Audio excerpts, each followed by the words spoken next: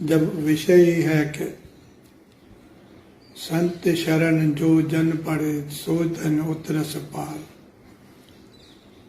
संतों की शरण में आने के बाद में फिर बाकी कुछ रहता ही नहीं है। अगर हम मंथन करें तो बात यहाँ पे आती है कि आखिर वो संत है क्या। एक शब्द है, एक नाम है, एक आइडेंटिफिकेशन है, क्या है। तो पहले हमें ये देखना है कि पूर्ण संत जो है, जैसे हमारे शेख फरीद साहब ने कहा है कि उत फरीदा सुतिया तो दुनिया भालन जाए, मन को बख्शंद मिलवनी तो तू भी बख्शा जाए। फकीर जो है वो बख्शंद होता है, देने वाला दाता होता है। और हमारे शहंशाह ने तो कह दिया कि ब्रह्म ज्ञानी आप निरंकार। लेकिन इस बात को भी जब हम गहराई में ले जाएंगे तो हमें पता चलेगा। क्यों? किसी ने बिल्कुल साफ कहा कि भाई फकीर बनना आसान है, कपड़े बदल दो, दाढ़ी बढ़ा दो, बाल बड़े कर दो, हाथ में कासा लेके अलख निरंजन करो, फकीर हो गए। लेकिन फकीर की पहचान जो है ना वो बहुत मुश्किल है, क्योंकि ये छुपा हुआ हीरा है, लाल है, मोती है। चमक इसकी जो है कंचन जैसी नहीं है, बाहर से ये कुछ नहीं दिखेगा। क्यों? कि भक्ति वो भी ऐसे करो जैसे कोई चोरी करता है। चोर अपनी परख नहीं देता, भक्त अपनी परख नहीं देगा। वो उल्टी सीधी बातें करके आपको घुमा के बाहर कर देगा। छोड़ो यार। दास को बहुत अच्छी तरह याद है, मैं किसी एक आदमी को साथ में ले गया एक दरवेश के पास। 5 मिनट के बाद मेरे को बोलता चलो चलो चलो चलो यहाँ से चलो। अरे ये तो गाली दे रहा है यार।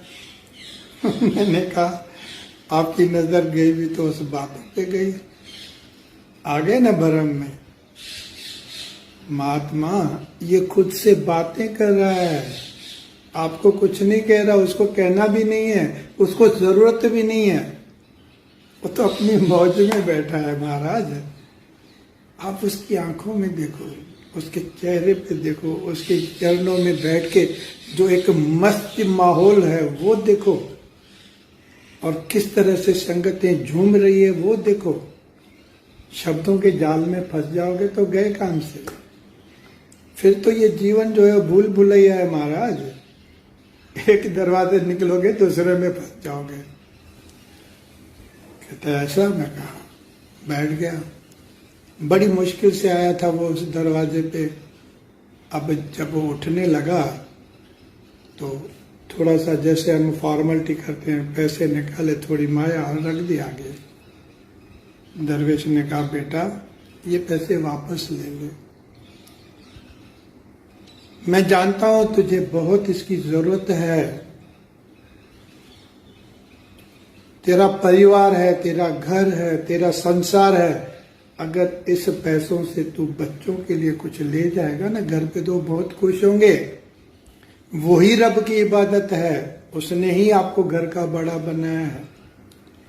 अगर तू खुद की देखभाल नहीं कर पाया तो दूसरों की क्या देखभाल करेगा? नहीं कर पाएगा। वो एक भरम है तुम्हारा कि मैं दुनिया की सेवा करने निकला हूं। अरे जिस आदमी ने खुद को राजी नहीं किया वो खुदा को क्या राजी करेगा यार। वो आदमी की आंखों में आंसू आ गए। कहते यार ये तो वाकई में कोई बड़ी हस्ती है। मैं कहा नहीं, ये बड़ी मस्ती है, आप भी इसमें शामिल हो जाओ, और कुछ भी नहीं है। सत्संग वो गंगा है जिसमें जो नहाते हैं वो बात। तू भी नहा ले, आया है तो डुबकी लगा दे, बात खत्म। तो इस तरह की जो बातें हैं, ये जो चिंतन है, ये जो मंथन है, वो हम इसलिए करते हैं क्योंकि हमें एसेंस चाहिए, हमें जड़ तक पहुंचना है। स्कूल की एडमिशन जो है वो तो एक फॉर्मेलिटी है, अगर कल आपको उठ के कोई पोस्ट ग्रेजुएशन का सर्टिफिकेट भी देते इससे क्या फर्क पड़ता है। हम कहते हैं ना भाई नकली डिग्री लेके आया है, डॉक्टर है नहीं, झूठा है यार। आज हम खुद से पूछें, मैं निरंकारी हूं, असली हूं? अगर है तो मुबारक है, और नहीं है तो कोई बात नहीं। क्यों? सच को स्वीकार करना भी इबादत है। कह दो महात्मा मुझे समझ नहीं पड़ी ज्ञान की, मैं ऐसे सर हिला हिला के आपको हाँ हाँ नहीं करूंगा, मुझे नहीं आया समझ में, आप कृपा करो, आप आशीर्वाद दो। आप जब कहते हो ना कि बड़ी रहमत है, बड़ी मौज है, बड़ी बख्शिश है, थोड़ा सा मेरा भी हाथ पकड़ लो, मुझे भी बता दो। किसी ने कह दिया, बहुत सही बात कहते हैं लोग, जब हमारा ध्यान जाता है तो हमारे रोंगटे खड़े हो जाते हैं। मैं टूटी हुई एक नैया हूं, तू चाहे जिधर ले जा मुझे, चाहे डुबो दे भंवर में या साहिल पे ले जाओ, मैं टूटी हुई एक नैया हूं। है मेरे बस में कुछ? है कोई ऐसी बात जिसमें मैं दावा कर सकूं कि ये मैं ही कर सकता हूं? ये गवाही देगा नहीं। तू तो एक ढिंगली है, नचाने वाला तो कोई और है, इशारे तो किसी और के हैं, नजारे तो किसी और के हैं, नजर भी किसी और की है, परख भी किसी और की है। कहां कंफ्यूज हो गया तू? हैरानी की बात देखिए, जिन्होंने बड़े बड़े दावा किए उनके लिए भी कह दिया कि जो नाव मझधार में न डूबी वो साहिल पे आके डूब गई। संभालने वाला ये है, अगर ये संभाले तो मझधार भी इसके लिए कुछ नहीं है और साहिल भी कुछ नहीं है, दोनों बातें की है। वो आपका रक्षक है, नंगी नंगपाल है। हाँ, मैं दिल से कबूल करता हूं, मैंने भी गलतियां की है, मैंने भी गुनाह किए, मैंने भी खताएं की है, मैंने भी भूल की है। जब मैंने इसको नंगी नंगपाल बोला है तो इसने मेरे पे पर्दा डाल दिया।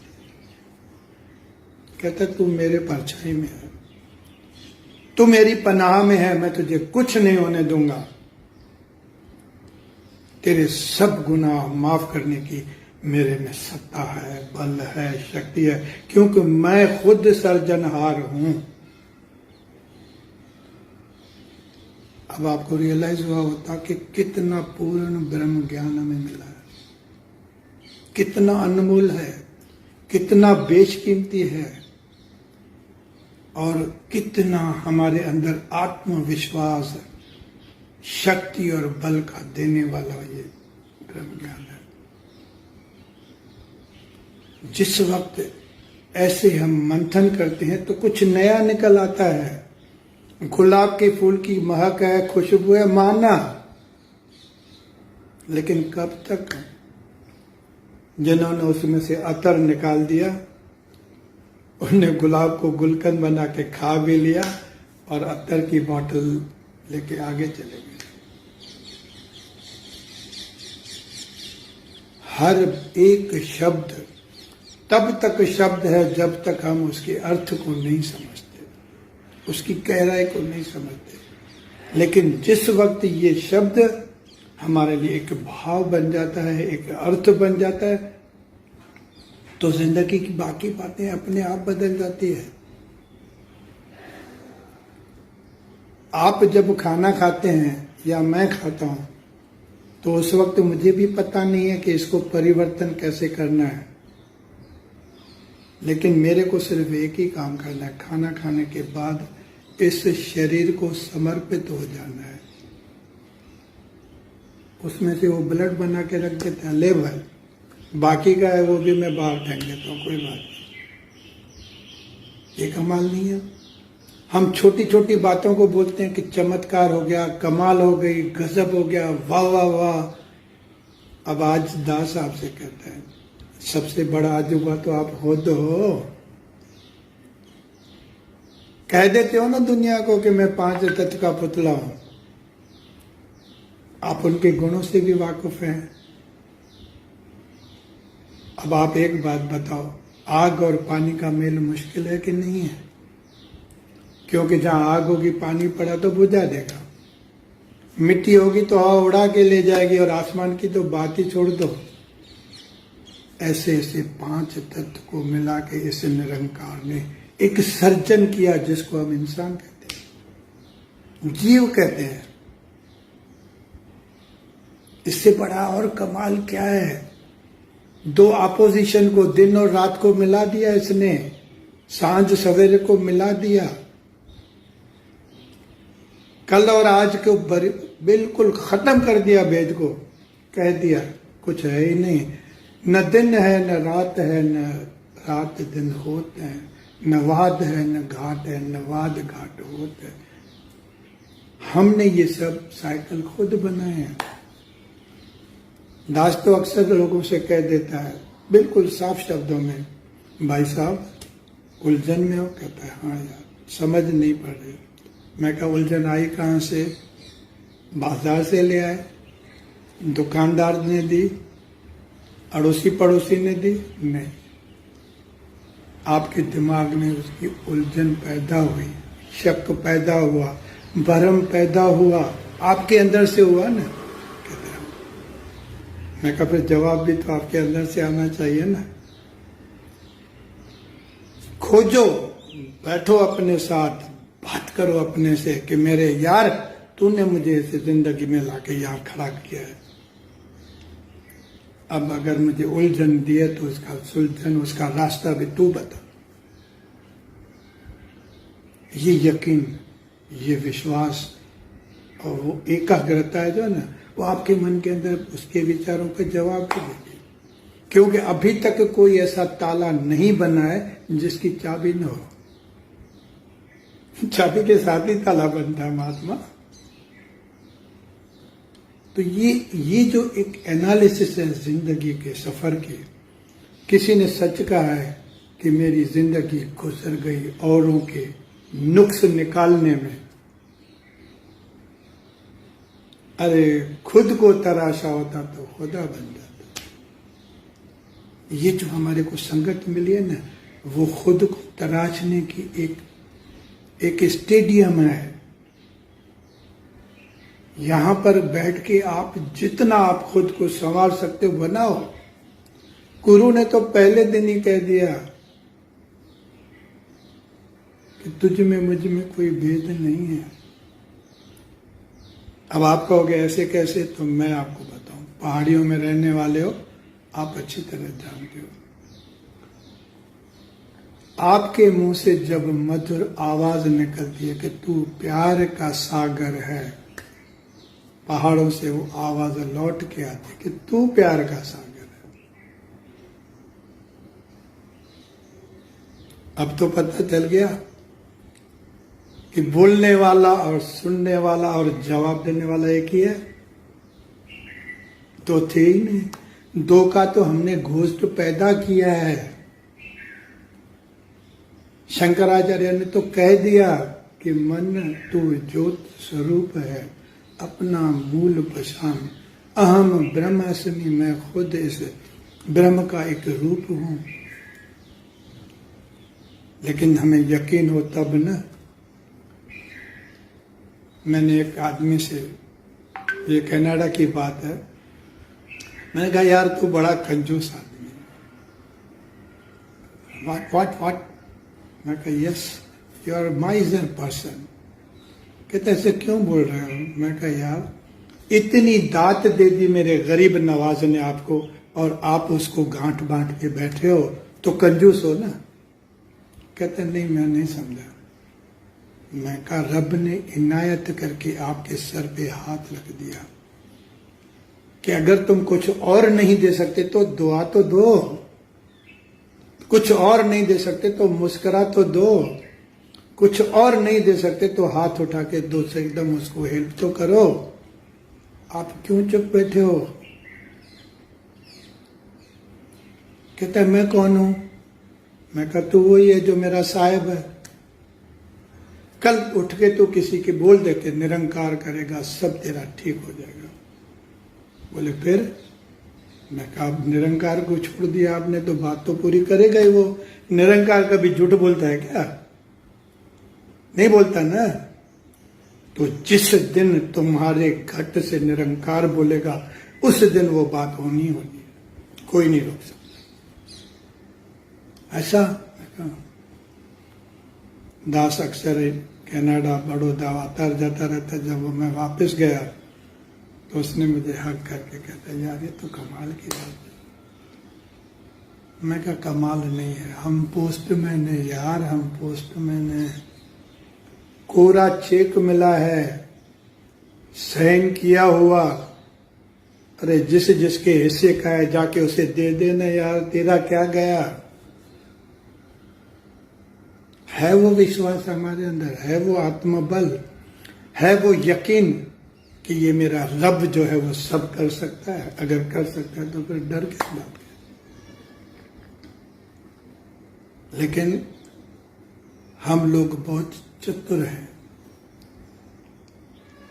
ये नाव डूब गई तो मैं जंप मार के उस नाव में बैठ जाऊंगा। मैं ये भूल जाता हूं कि दो नाव में बैठा हुआ आदमी डूब जाता है, नाव तो अलग हो जाती है। कहीं हमारे साथ ऐसा तो नहीं हो रहा है?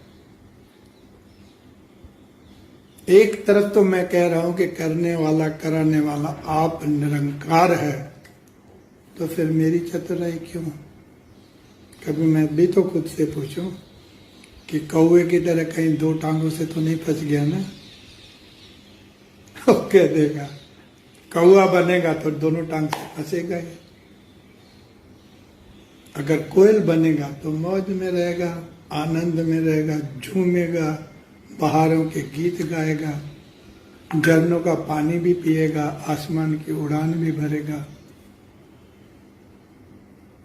अब हमें ये सोचना है कि मुझे क्या करना है, मैं कौन हूं, क्या था, क्या हूं, क्या कर रहा हूं और क्या करना चाहिए। ये सब सूझबूझ इस निरंकार ने दी है। सुना सकना कोई नहीं, सबके अंदर लाल। अगर ये सब में है तो फिर बात कहां पे है यार।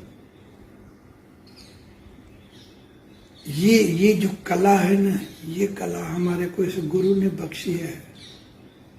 वो एक पूर्ण संत इसीलिए कहा गया है, लेकिन उसके साथ साथ में ये भी इशारा उसने दे दिया कि आदेश तुसी आदेश आद अनिल अनाहत जुग जुग एको वेश। मेरा गुरु कौन सा है? जो आज से आज तक और आने वाले समय में एक जैसा रहेगा। उसके अंदर कोई अलग है ही नहीं, सिर्फ एक नाद है, एक गूंज है, एक आवाज है। उसका एक ही वेश है। वो कल भी जो था फॉर्मलेस था, आज भी वही है। आज वो चड्डी बनियान पहन के नहीं आएगा। हम कंफ्यूज कब होते हैं? जब हमने कृष्ण को वो समझा जो काना है, जो माखन चोर है, जो गवाला है, जो गोपियों के साथ नाचने वाला है। उसके पीछे जो वो करामत का मसीहा है, अगर हम उससे मिले होते तो वो आपको भी नचाने के लिए नहीं बोलता, वो आपके साथ नाचता। बोल दिया, माँ को भी बोल दिया कि ये ले अपनी कुटिया लंगोटी, बहुत ही नाच नचायो मैया मोरी, मैं नहीं माखन खाए। लेकिन ऐसा कहने वाले ने शब्दों का कितना मस्त प्रोग्राम किया है। बाद में अंत में यही कहता है, मैया मोरी मैंने ही माखन खायो। अब ये समझना है।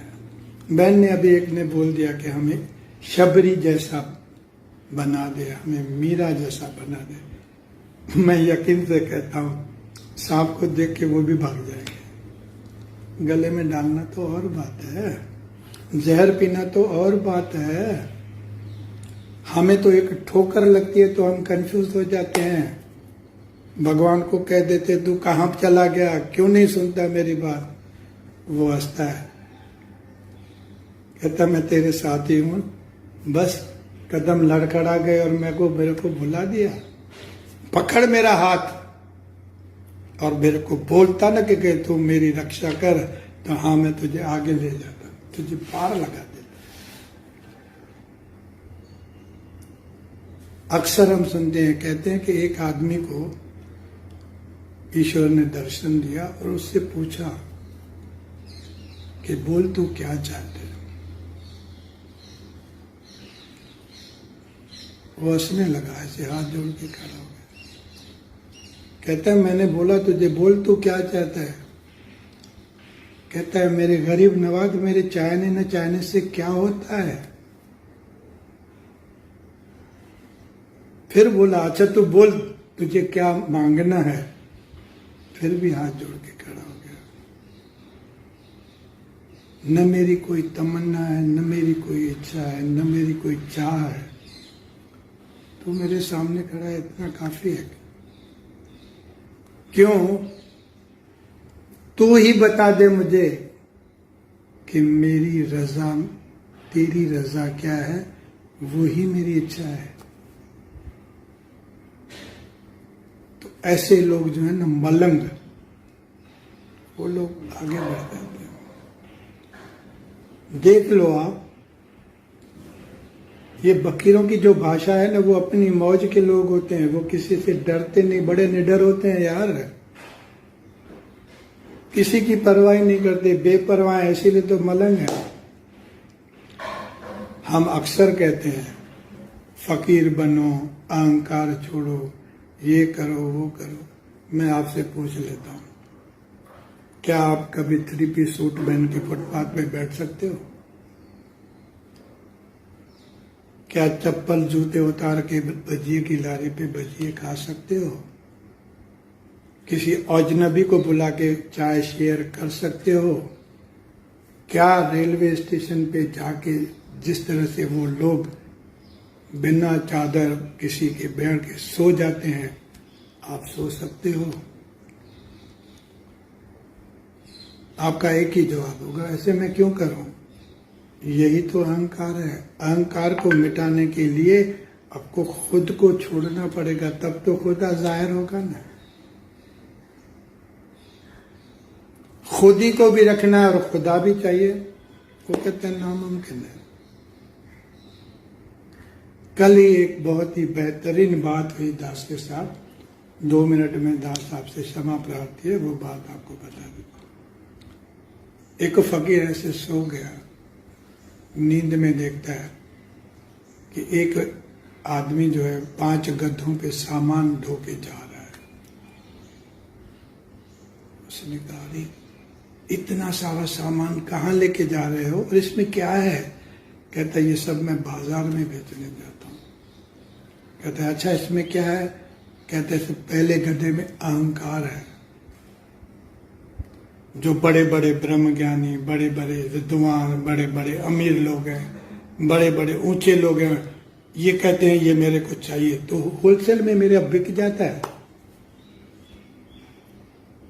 कहता है फिर ये दूसरा क्या है? कहता है इसमें भरम है। ये हमारे पॉलिटिशियन, हमारे धर्मगुरु ये फैलाने का काम करता है, उनको चाहिए। अच्छा तीसरा में क्या है? इसमें ये है अंधश्रद्धा। ये किसके लिए है? जिन लोगों के काम नहीं हो रहे हैं, जिनको ये समझ ही नहीं है, वो अंधश्रद्धा में आ जाते हैं, वो लेके चले जाते हैं। अरे चौथे में क्या है? कहता है इसके अंदर जो है थोड़ा सा मन के अंदर जो है मंथन करने की शक्ति है, लेकिन कोई लेने वाला नहीं है। 5वें में क्या है? कहता है 5वें में जो है ये पूरे ब्रह्मांड की रसा है। देखता हूं कोई मिल गया तो दे दूंगा। फकीर जाके उठ के कहता है अरे ये क्या था? उसने कहा शैतान भी मैं ही था, भगवान भी मैं ही हूं।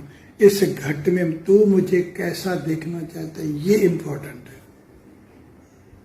तू नेगेटिव बन जा, देख ले मैं तेरी दुनिया पलट के रख दूंगा।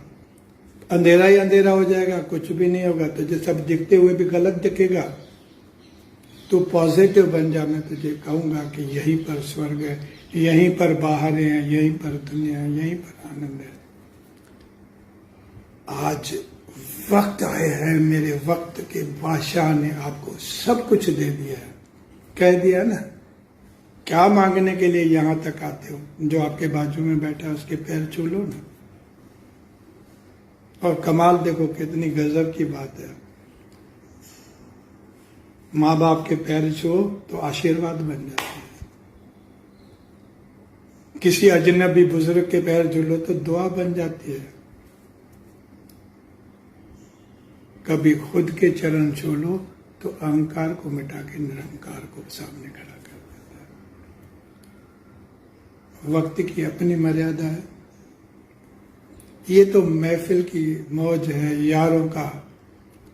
जो इतने हमारे सामने पूर्ण संत बैठे हैं, जब इनके साथ बैठते हैं तो इनका नशा हमको भी चढ़ जाता है थोड़ा बहुत। ये बुलवान वाले बैठे हैं, ये सामने ही है।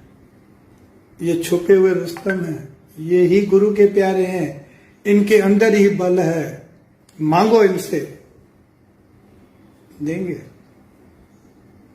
कहते हैं ना, माना कि भाई वन में ताकत है, लेकिन जब उसके साथ 0 जुड़ जाता है तो 10 हो जाते हैं।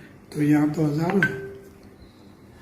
आप कहां तक पहुंच सकते हो वो आपके लिए अभी। तो आओ, रहमत करो, बख्शिश करो।